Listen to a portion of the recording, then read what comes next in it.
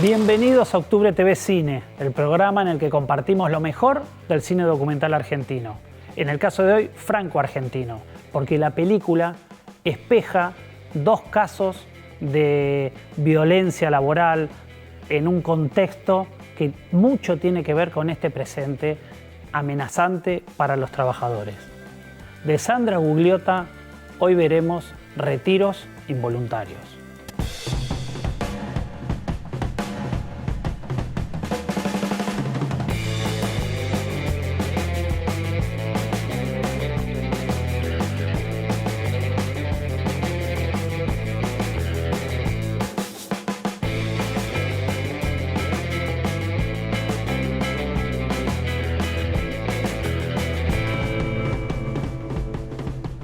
La plataforma Octubre TV contiene un foco de Raimundo Gleiser. Entre su obra hay un corto que se llama Me matan si no trabajo y si trabajo me matan, en el que aborda la problemática del saturnismo, una enfermedad vinculada con la práctica fabril en la empresa Insud. Con lucha, como estos obreros enfermos de la empresa monopólica Insud consiguieron un pequeño gran triunfo. Y 2 días de olla popular de más de 3 meses en conflicto. Y el mismo día en que los obreros se movilizaron al Congreso, la empresa decidió pagar las 6 quincenas adeudadas y reconocer la existencia de saturnismo, intoxicación de plomo en la sangre, tantas veces negada por la misma patronal asesina.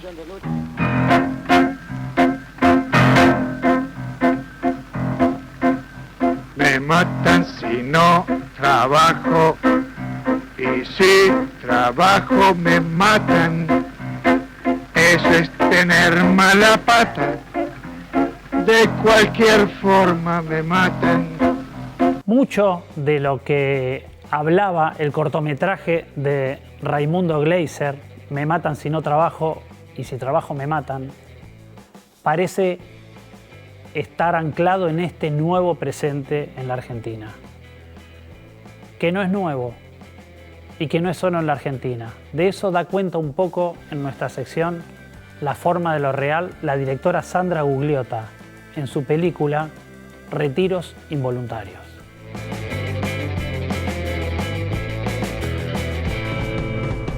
Muchas veces el documental parece adelantarse a los hechos. Retiros involuntarios de Sandra Gugliotta es un documental que tenía como destino registrar sucesos anteriores a este presente, pero este presente lo instala, lo reinstala, lo convierte en absolutamente actual por su condición de amenazante, no del documental, sino de este presente que le toca atravesar al cine y a la población en general. Sandra Gugliotta, hiciste Retiros involuntarios, ¿en qué contexto? En un contexto totalmente diferente a este, donde pensé que iba a ser un material de archivo de algo que había sucedido alguna vez y que tenía que ver con destrucción de empresas públicas, con destrucción del Estado y con algunas ideas sobre el Estado que nunca creí en ese momento que se iban a volver a repetir, y menos de esta manera. ¿De qué abordás en Retiros involuntarios? En el Retiros hay una excusa que parte de una noticia, que es las privatizaciones de Entel, de lo que era la vieja empresa de telecomunicaciones, que era Entel, que se transforma después en Telefónica y en Telecom. Entonces lo que tomó es una noticia que había leído en un diario, donde en Francia, durante la privatización o de una parte de la privatización de la empresa France Telecom Francia, habían aplicado una política de recursos humanos que había tan dura sobre las personas para hacerlos renunciar, que se había producido el suicidio documentado de más de 100 personas. A partir de eso tomo contacto con un libro, que es el libro de Damián Pierre Battisti, que es la privatización de los cuerpos, donde él desarrolla una teoría de que lo que sucedió en Francia había sucedido antes en Argentina en los 90. Y la teoría de Damián es que Argentina es un laboratorio, que es un laboratorio de aplicación de políticas neoliberales, que lo que funciona en Argentina, por el tipo de población que tiene Argentina, puede funcionar en otros lugares del mundo, por ejemplo en Francia. La verdad es que hoy, digamos, a la mirada del mundo de hoy, me parece que no solamente cobra como que se reaviva el tema de las privatizaciones o del malestar en el trabajo o de las consecuencias que pueden traer el malestar en el trabajo, sino también la idea de Argentina como laboratorio de políticas extremas neoliberales. Eso, que parece como un tema tan teórico, es lo que aborda la película. Para eso rodaste en Marsella, en París, en Buenos Aires. ¿Cómo articulaste la coproducción esta? Porque la película lo que hace es relatar distintas, sobre todo, digamos, la mirada, el punto de vista sobre las personas, es sobre la intimidad de las personas. Desde ese lugar se transforma en un documental que mezcla lo íntimo, lo político, y lo global y lo personal. Y está atravesado de historias personales, de las personas que vivieran eso en Francia y las que vivieron en Argentina. Y ahí es donde también mi intimidad y mi historia se vuelve parte de la historia. Y por eso es que la película va buscando distintos casos, distintas personas que lo fueron viviendo, tanto en Francia como en Argentina. Vos también dirigís cine de ficción, ¿no? Uh-huh. Sin embargo, este es un documental de tipo claramente político y también hiciste La Toma, que era un documental político que resuena en este presente. Sí, espero que resuene también el último que estoy por estrenar, que se llama El Proceso y que es el juicio a los responsables, por lo menos a los responsables dentro de las empresas de haber aplicado esas políticas. Uh-huh. La Toma es un documental del 2013 donde estuve en el Avellaneda grabando durante un año la toma del colegio. Y lo que sucedió ahí fue que los protagonistas que yo había elegido, que la mayoría eran mujeres, en el transcurso del año se van transformando en líderes políticas. Entonces lo que resuena en La Toma, en ese micromundo, es que lo que sucede ahí adentro de esa escuela, las discusiones políticas que se dan, los bandos que se forman, las ideas que se discuten, los conflictos que suceden, pueden ser repetidos en cualquier otro micromundo, por ejemplo una fábrica, por ejemplo la universidad, o si querés en más macro a nivel de país. Y eso era La Toma. Cuando elegís el tema que te interesa para un documental, ¿siempre es político? ¿Siempre te aparece como un suceso político? Me parece que lo que me deja contar, y en este es algo que es una parte de lo que me interesa, que es la política, y que no puedo desarrollar en la ficción, y sobre todo este estilo o que no desarrollé todavía claramente en la ficción, y sobre todo este estilo del documental personal y político, que es tan difícil de hacer, porque son como que toca bordes un poco complicados de hasta cuándo uno puede manipular esos materiales, ¿no? Pero que sí me parecen que enganchan con algo que yo siento todo el tiempo, ¿no?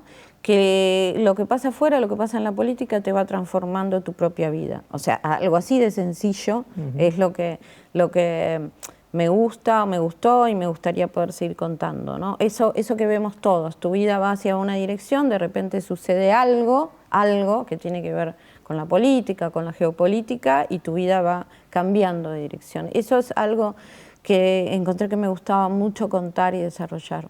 Más allá de la sensibilidad personal que puede tener cualquier ser humano, ¿cómo cruza a una cineasta este presente en Argentina?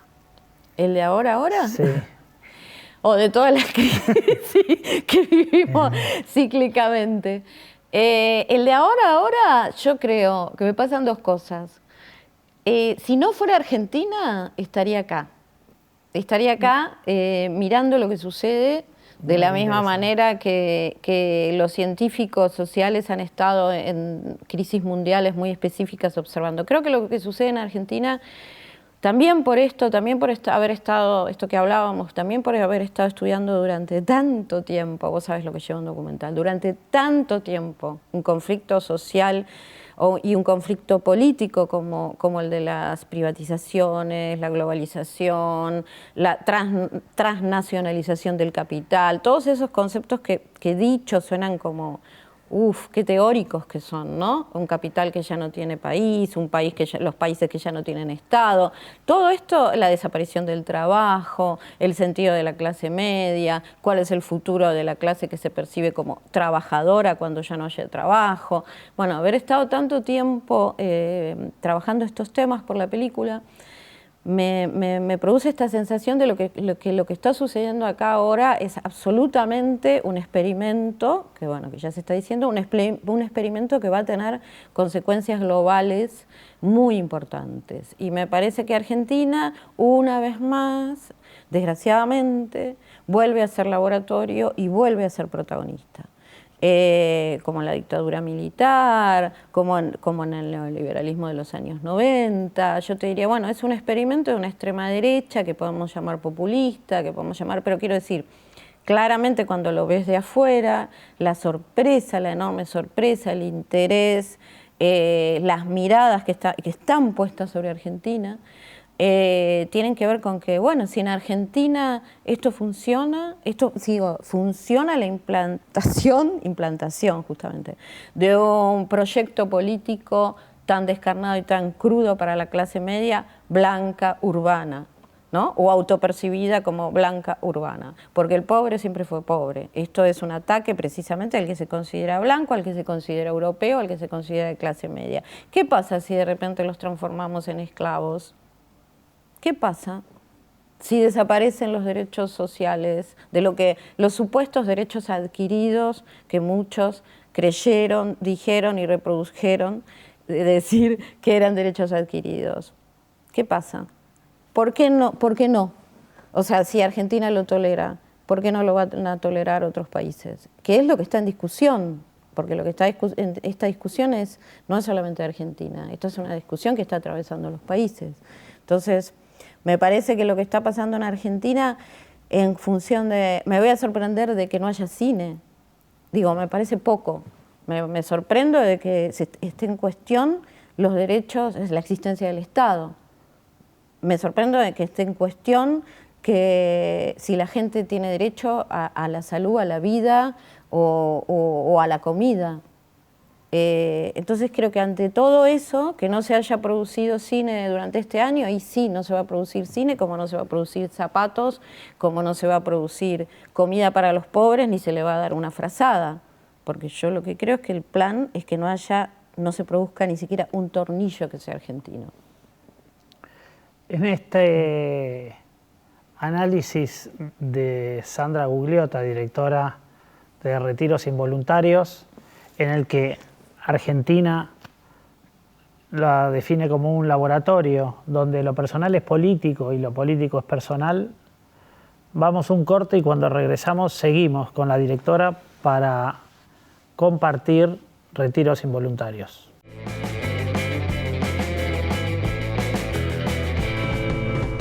Seguimos con Sandra Gugliotta, directora de Retiros Involuntarios.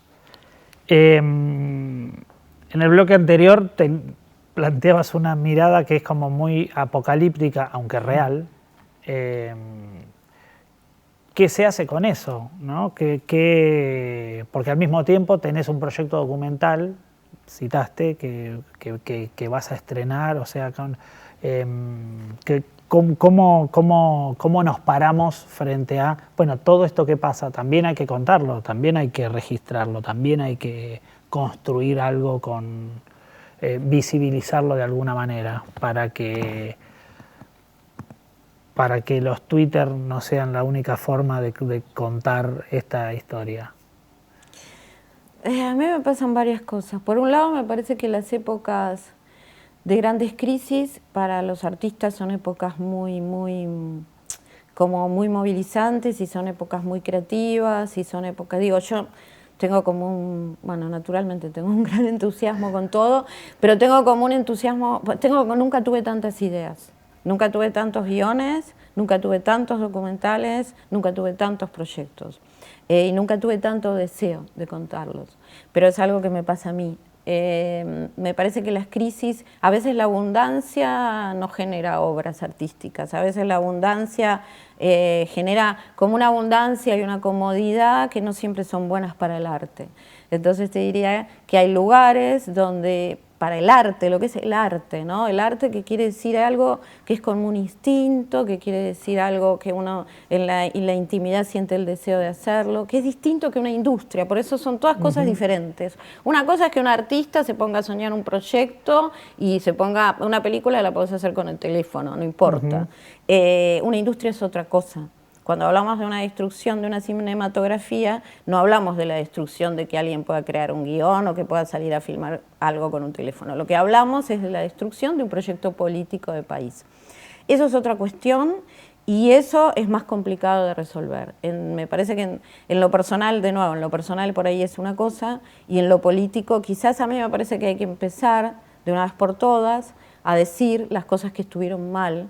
Quizás como una especie de no sé, ya que no hay muchas soluciones aparentemente políticas, que haya soluciones casi filosóficas o empezar por algún lado. Yo empezaría por algún lado.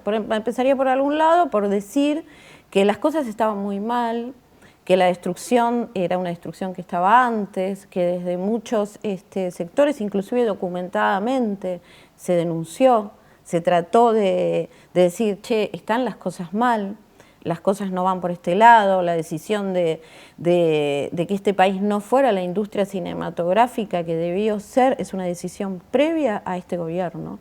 La decisión de no fomentar de verdad y en serio, ¿viste? De tener 3 ideas para que haya tres.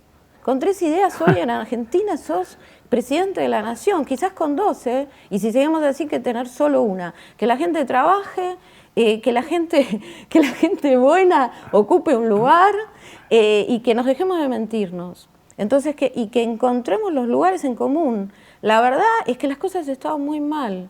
La verdad es que lo que estábamos haciendo y lo que estaba sucediendo no era la manera para que Argentina ocupe el lugar que debe ocupar en función del talento alucinante que tiene Argentina. Entonces, me parece que ahí podemos encontrar como alguna coincidencia para decir no era lo que nosotros queríamos, que es lo que me parece que la gente expresó con total claridad.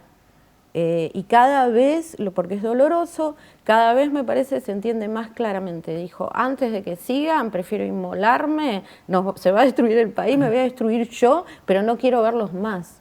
Creo que la gente dijo eso, por lo menos en la segunda vuelta, no en la primera, en la segunda vuelta, y creo que eso hay que escucharlo fuertemente, la necesidad de un cambio y de hacer las cosas de otra manera. Bueno, esta caracterización que haces, de todos modos, de algún modo, lleva a retiros involuntarios, o sea, también lo que la gente elige porque todo estaba mal, tiene un resultado.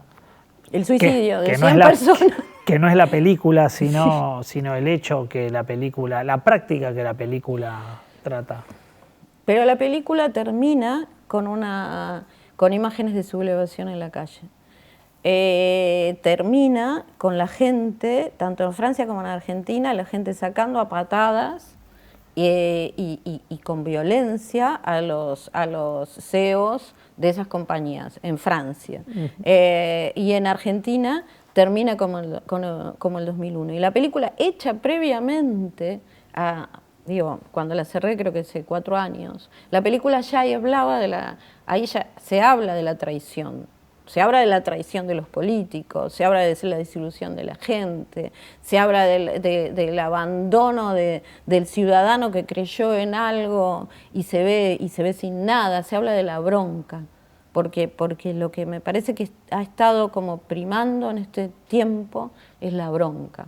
Y quizás desde algún lugar hay que empezar como también nosotros, los que sentimos esa traición y esa bronca, empezar a sacarla, por lo menos verbalmente, y empezar a construir algo nuevo. Me parece que es el momento de empezar a construir algo nuevo, que este es el puntapié inicial para romper con lo que hay y para salir con cosas que sean de verdad nuevas, a salir como a construir desde otros lugares, porque me parece que el talento está, la capacidad de haber aprendido las cosas está, la capacidad de hacer las cosas de otra manera, si lo ves desde estuve yo viajando mucho últimamente, si lo mirás desde afuera es impresionante, y la capacidad para seguir vivos y no suicidarnos con una crisis de estas características, que en otro, precisamente eso llama la atención, en otro lugar no sería soportable.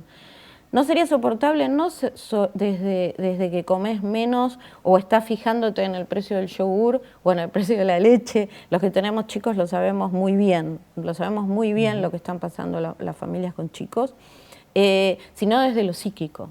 ¿Cómo haces para psíquicamente vivir una crisis una vez más, 5 veces en tu vida, 6 veces, depende de la edad que tengas, 7 veces en tu vida, la misma crisis?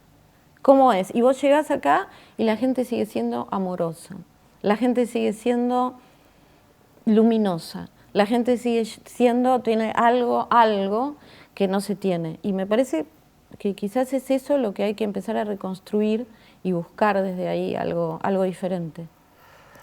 Para buscar algo diferente y para reconstruir, para que no pase lo que pasa en el documental que vamos a compartir ahora, el documental de Sandra Gugliotta, Retiros Involuntarios.